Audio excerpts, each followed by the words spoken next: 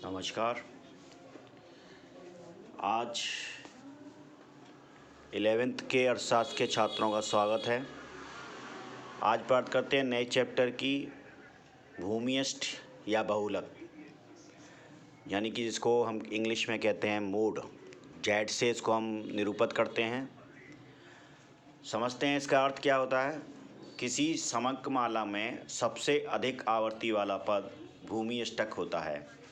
दूसरे शब्दों में हम कह सकते हैं सबसे अधिक बार आने वाले पद को हम बहुलक कहते हैं। यदि अगर कोई माला सतत माला हमारे पास है, समंक माला हमारे पास है, तो उसमें जो पद बार बार और लगातार बार बार आ रहा है, कई बार आया है, उसको हम बहुलक या भूमियष्टक कह सकते हैं। इसकी परिभाषा में समझ सकते हैं। बहुलक श्रेणी में अधिकतम आवर्ती वाला वह मूल होता है जिसके आसपास मूल्यों का अधिक जमाव होता है, यानी कि जिसके जो पद है जिसकी आवर्ती बार बार हो रही है, उसके आसपास ही अन्य जो मूल होते हैं उनका जमाव होता है, यानी कि उसका अन्य मूल्यों का वो वैल्यू लगभग उसी के बराबर होती है।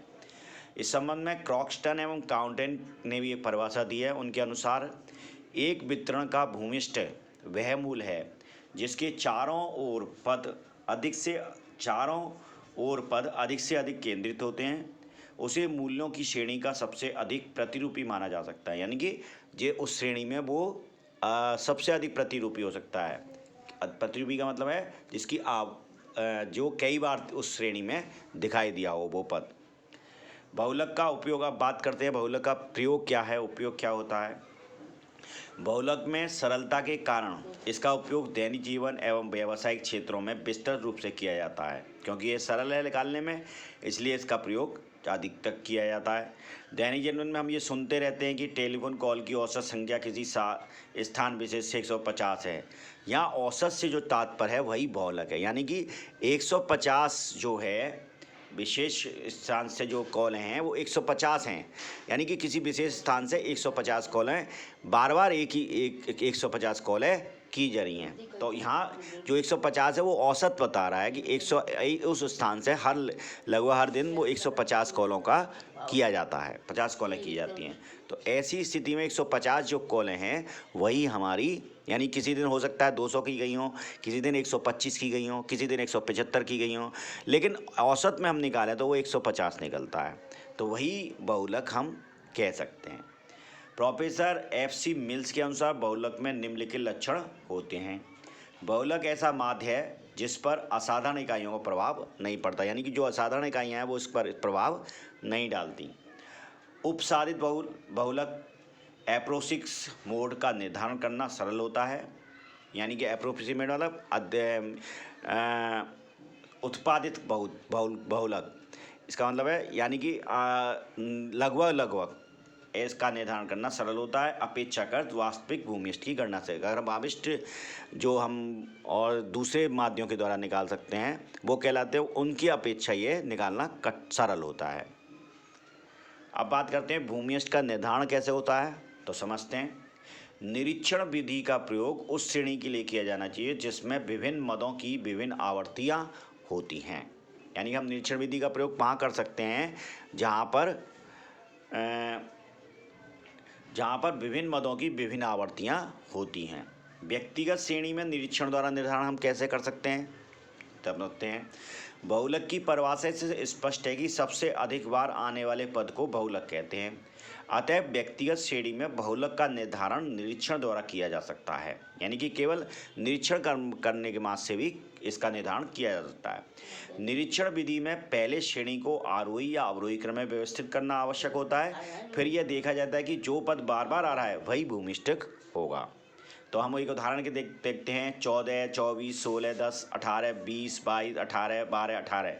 अगर हम इसको व्यवस्थित करें तो इस तरह से होगा 10, 12, 14, 16, 18, 18, 18, 20, 22, 24। इस श्रेणी में 18 सबसे अधिक बार 3 बार आया है, इसलिए यहाँ बहुलक 18 होगा। इसी को कहते हैं हम जेड। तो ये निरीक्षण विधि द्वारा हम यहाँ इसको ज्ञात कर सकते हैं। अब बात करते हैं खंडित श्रेणी में बहुलक का निर्धारण कैसे करेंगे। तो इसमें पहली विधि है निरीक्षण द्वारा। निरीक्षण से कैसे कर सकते हैं, देखिए।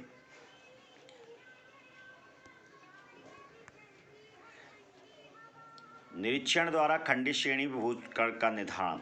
निरीक्षण द्वारा दो विधियां हैं इसमें खंडित श्रेणी में। एक पहली है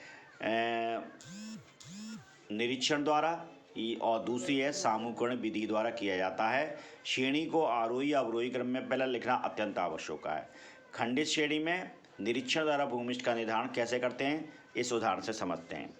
ये चार दिए हुए हैं 40, 42, 44, 45, 48, 50 और इसमें आवर्तियाँ दिए हैं 4, 8, 16, 10, 6, 5, 2। उपयुक्त खंडित श्रेणी का निरीक्षण करने से ज्ञात होता है कि पद 44 जो पद है इसकी आवर्ती सबसे अधिक बार हुई है, 16 बार हुई है तथा यही पद सबसे अधिक आवर्ती घनत्व वाला पद है। इसलिए उपयुक्त श्रेणी का भूमिष्ठ होगा 44 क्योंकि इसकी आवर्ती सबसे ज़्यादा आहार हुई है। तो जेड यहाँ पर निकल के आया 44। ये होता है खंडित श्रेणी में निरीक्षण द्वारा बहुलक का निर्धारण करना। इसके बाद दूसरी विधि है सामूहिकरण विधि द्वारा खंडित श्रेणी में बहुलक निर्धारण करना। इसमें क्या करते हैं देखिए, एक उदाहरण लेते हैं। एक कक्षा में 16 विद्यार्थियों को प्राप्त निम्न तालिका में दिखाए गए हैं। प्राप्तांक हैं 3 वाले जितने हैं वो 10 बच्चों ने प्राप्त किए, 4 अप्राप्तांक करे 12 बच्चों ने, 5 प्राप्तांक करे 16 बच्चों ने। इस तरह से ये 10 प्राप्तांक करे 12 बच्चों ने, 9 प्राप्तांक प्राप्त करे 18 बच्चों ने, ये कुल 16 बताता है। इस तरह से अब हम इसका भूमिष्ठ कैसे निर्धारण करेंगे तो देखिए, प्राप्तांक दे रखे हैं, हमने एक साइड ले लिए प्राप्तांक जिसको हम x से डिवाइड कर देंगे, x से निरूपित करेंगे x मार्क को। अब पहला समूह बनाएंगे। इसी तरह 6 समूह यहाँ हम बनाते थे। तो पहले समूह कैसे बनाएंगे, 2-2 का, 1-2 1-2 1-2 और 1-2, इस तरह से ये बने। तो 10 और 12 22, 16 और 14 30, 18 16 34, 18 12 30। तो पहली वाली श्रेणी में सबसे ज़्यादा कहाँ पर हुआ। फिर इसी तरह दूसरी बार, अब तीसरा वर्ग बनाया, तीसरा 3-3 का वर्ग बनाया। अब पहली को छोड़ते हुए पहली को यहाँ छोड़ देंगे। ऐसी स्थिति में 12 और 16 का बनेगा। अब ये 12 और 16 का बना 28, फिर 14 और 18 का बना 32 और फिर 16 और 18 का बना 34। फिर चौथे में फिर 3-3 का बनाएंगे, 3-3 का ग्रुप बनाएंगे। 10 + 12 16, यानी कि इन तीनों को जोड़ेंगे, 10 12 16, तो जोड़कर गए 38। इसी तरह फिर 14 18 और 16 को जोड़ा, फिर हो गए 48। लास्ट में 2 बचते हैं, इसलिए यहाँ इसको हम ग्रुप में शामिल नहीं करेंगे। फिर 5वां ग्रुप एक बनाया ऊपर वाले 10 को छोड़ते हुए। अब क्या करेंगे हम, 12 16 और 14, 12 16 और 14, यानी कि पहले का छोड़ते हुए 12 16 और 14 इन 3 का एक ग्रुप बनाया। फिर 18 16 और 18, 18 16 18 का एक ग्रुप बनाया, ये 52 बना। फिर एक और बनाएंगे। अब क्या करेंगे, पहले के दोनों छोड़ देंगे, 10 और 12 छोड़ देंगे, 16 14 और 18 3 का ग्रुप बनाएंगे, 16 14 18 का, इस तरह से ये बनाया। और फिर बनेगा 16 18 और 12 का, इस तरह से 46 का बना। इस तरह से हम विश्लेषण करेंगे। तो जहाँ पर सबसे ज़्यादा आवर्ती हो रही होगी, जिसकी पहले में देखेंगे, दूसरे में देखेंगे, तीसरे में चौथे में, 5वें 6ठे में देखेंगे, जिसकी आवर्ती सबसे बड़ी होगी उसी आवर्ती। देखिए इसमें सबसे बड़ी आवर्ती थी 18 की, तो यहाँ 18। इसमें सबसे बड़ी आवर्ती है 34 की। इसमें सबसे बड़ी आवर्ती है 34। इसमें सबसे बड़ी आवर्ती है 48। इसमें सबसे बड़ी 52 और 52 में, और इसमें सबसे बड़ी आवर्ती है 48। तो ऐसी स्थिति में हम देखेंगे जिसमें ज़्यादा प्रयोग हुआ है वही प्राप्तांक यहाँ जेड या भूमिष्ठ कहलाएगा। जैसे अब इसको आगे और देखते हैं। इसमें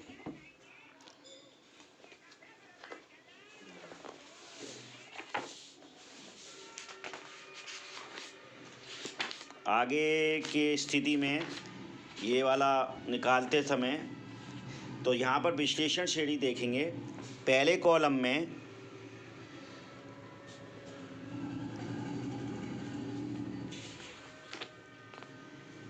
यहाँ 7 मार्क्स यानी कि 7 मार्क्स में जो सबसे ज़्यादा आ रहा है। देखो पहली स्थिति में 7 सबसे 18 मार्क्स आ रहे हैं।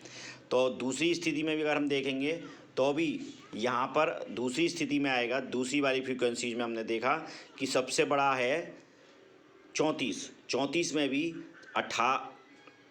7 वाला मार्क्स आ रहा है। यहाँ पर भी 7 और 8 वाले दोनों आ रहे हैं।